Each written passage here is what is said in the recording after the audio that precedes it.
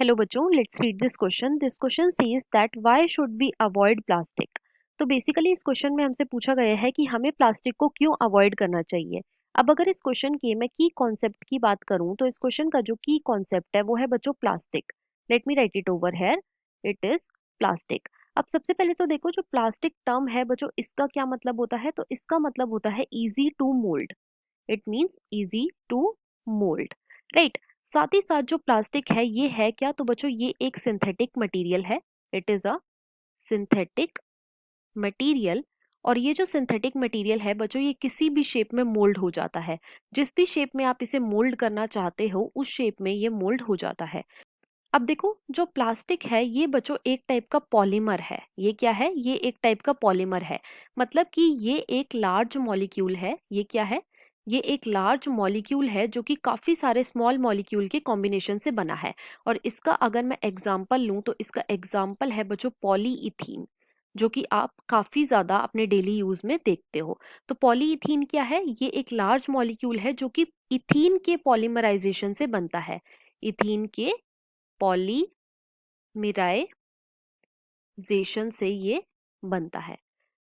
अब देखो, जो प्लास्टिक होता है बच्चों, इसके काफी ज्यादा डिसएडवांटेजेस हैं।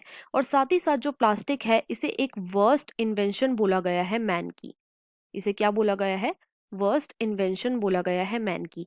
अब इसके इतने सारे डिसएडवांटेज क्यों हैं। तो सबसे पहले तो जो प्लास्टिक होता है बच्चों, ये एक नॉन बायोडिग्रेडेबल सब्सटेंस है।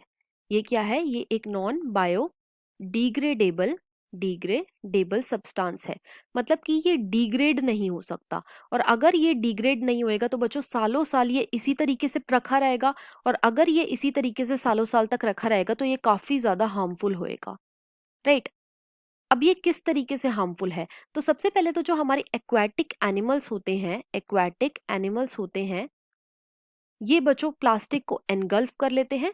जिसकी वजह से क्या होता है कि जो इनकी एलिमेंट्री कैनाल होती है, एलिमेंट्री कैनाल होती है, ये बच्चों ब्लॉक हो जाती है। ये क्या हो जाती है, ये ब्लॉक हो जाती है। नेक्स्ट, जो प्लास्टिक होता है ये काफी ज्यादा प्लास्टिक पॉल्यूशन कॉज करता है। प्लास्टिक पॉल्यूशन कॉज करता है। साथ ही साथ जो हमारे बर्ड्स होते हैं ये क्या करते हैं, जब भी ये प्लास्टिक को एनगल्फ कर लेते हैं तो बच्चों इनको काफी ज्यादा हैवी फील होता है। और हैवी फील होने की वजह से क्या होता है कि ये खाना पीना छोड़ देते हैं, फूड को एनगल्फ नहीं करते, जिसकी वजह से क्या होता है, इनकी डेथ हो जाती है। साथ ही साथ जो काव होती हैं बच्चों, ये भी प्लास्टिक की पॉलीथीन्स जो होती हैं उनको एनगल्फ कर लेती हैं। और इनके एनगल्फ करने से क्या होता है कि जो इनकी एलिमेंट्री कैनाल होती है, एलिमेंट्री कैनाल होती है वो भी चोक हो जाती है। और जिसकी वजह से अल्टीमेटली इनकी भी डेथ हो जाती है। तो यहाँ पे हम बोल सकते हैं कि जो प्लास्टिक है ये बच्चों काफी ज्यादा हार्मफुल मटेरियल है। It is very much harmful material. तो इसीलिए हमें प्लास्टिक को अवॉइड करना चाहिए। अब प्लास्टिक को अवॉइड करने के लिए गवर्नमेंट ने काफ़ी ज़्यादा स्कीम्स यूज़ करी हैं। जैसे कि जो गवर्नमेंट है उसने सिंगल यूज़ प्लास्टिक को बैन कर दिया है, या फिर जो आजकल प्लास्टिक होता है उसको काफ़ी ज़्यादा बैन कर दिया गया है। प्लास्टिक की जगह जैसे जो पॉलीथीन्स होती हैं इनकी जगह आजकल पेपर बैग या फिर क्लोथ बैग भी यूज़ करे जाते हैं, राइट। तो क्योंकि प्लास्टिक काफ़ी ज़्यादा हार्मफुल है और ये एक नॉन बायोडिग्रेडेबल मटीरियल है, इसीलिए हमें इसे अवॉइड करना चाहिए। So this was all about this question. I hope you understood it well. Best of luck.